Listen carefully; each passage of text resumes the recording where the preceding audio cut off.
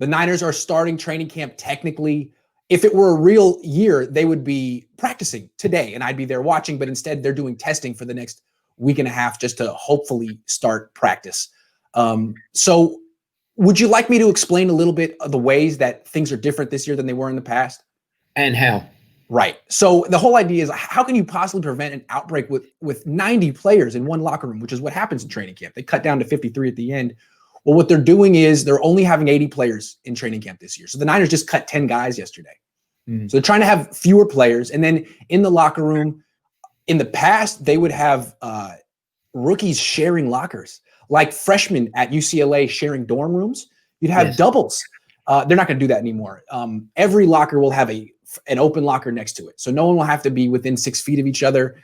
Same with the showers. That no one will have to stand next to each other in the shower. There'll be a shower empty each time, and they're not going to be allowed to hang out in the little lounge area in the back. They're really not supposed to hang out in the locker room very much altogether. So they're trying to spread people out. And there's, as you know, when we did that tour of Levi Stadium, there are 3 different locker rooms in that stadium. There's the home one, the away one, and the third one that could have been for the Raiders if they didn't move to Vegas. So they should be able to use all those facilities to, Okay, I love it. To spread it all out. I think they're also trying to make like Levi Stadium to be somewhat of a bubble. Like anytime any player or media person goes in, they have to take a test.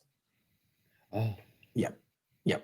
So that's basically the protocol that we're dealing with this year. And it seems like I don't know how much I'm even going to be in Santa Clara this year. I might be covering the team from my living room because usually during the week you have these press conferences in the auditorium.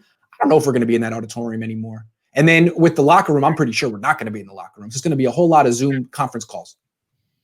So in a sense, it's possible, Iggy, that you'll be covering the Niners from Oakland. That's right.